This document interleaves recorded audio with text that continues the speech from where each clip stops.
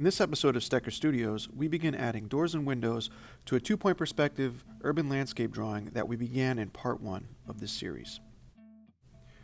To prepare for our doors and windows, I like to begin on the corner building and create some measurement marks that I can use to space out all the doors and windows for the entire street. I made marks about every half an inch on the first corner building, and now I'm going to connect these marks on the face or front of every building all the way to the vanishing point. This helps to make sure that all the windows are evenly spaced, and what I like to do for the doors is make my doors about twice as tall as my windows in order to create some sense of difference between the doors and the windows. The measurement or proportion that you use for your doors and windows really depends on your drawing and the scale that you've set for yourself. After you've made your marks and connected them to the vanishing point, the next step is to begin adding parallel vertical lines for the sides of the doors and the sides of the windows. Make sure all the converging lines you're drawing for your doors and windows connect back to the proper vanishing points. And if you connect these points all the way down the street, it will help you to save time and create the windows all the way down your street proportionally and making sure that they're all connected to your vanishing point.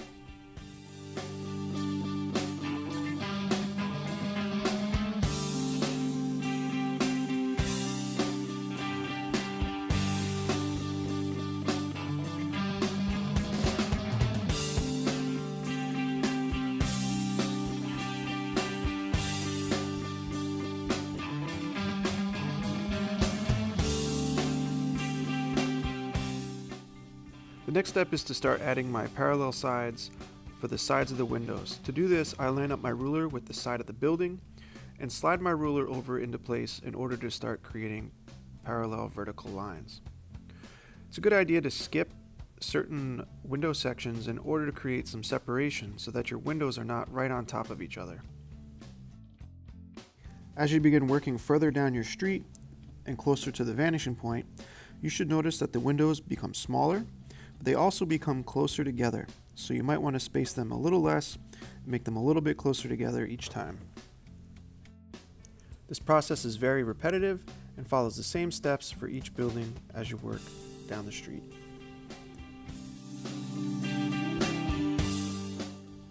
Now you can erase the extra converging lines to reveal the individual windows.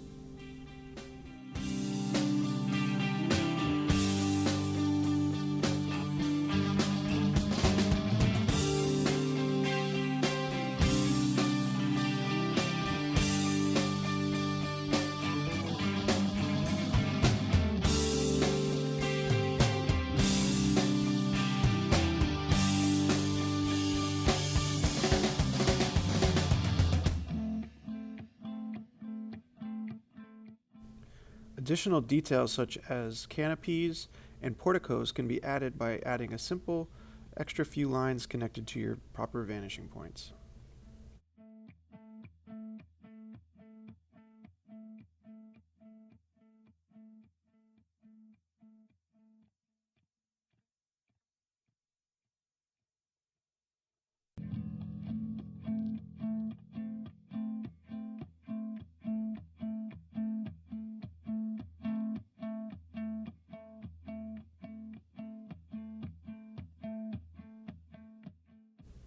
Remember that windows can be different sizes and shapes, so get creative and try to mix it up so that all of your buildings are not as repetitive and not all the same.